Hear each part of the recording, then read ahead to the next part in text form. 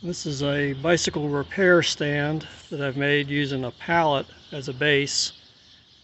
I didn't see anyone else doing this design on YouTube, so made one. Took about an hour and a half to make it. It's a real simple design. I'll show you the basics of it. We got a pretty sturdy pallet here. I took one board out.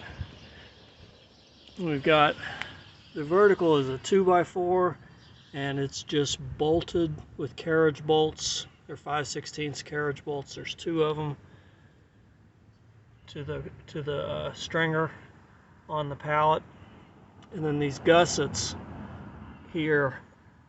There's a board underneath the top board here, so I was able to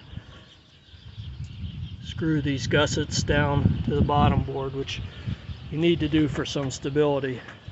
So if you're going to do this, when you take your board off on the top, make sure there's a board directly underneath of it so you have something to screw in the bottom. And I'm just using drywall screws for the gussets. Okay, and then the vertical 2x4 here is roughly 6 feet tall.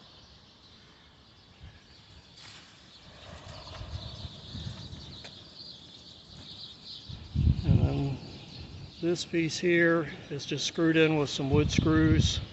It's roughly 18 inches long. And then I got another gusset here with more wood screws. Those are 2 3/8 wood screws.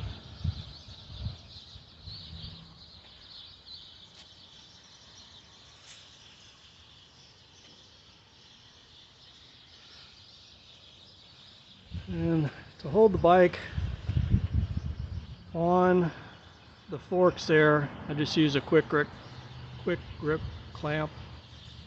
Seems to work pretty well. And then this allows me to make adjustments to the derailleur and to the brakes. And I don't have to bend over on the ground, so it's going to be a really nice thing to have.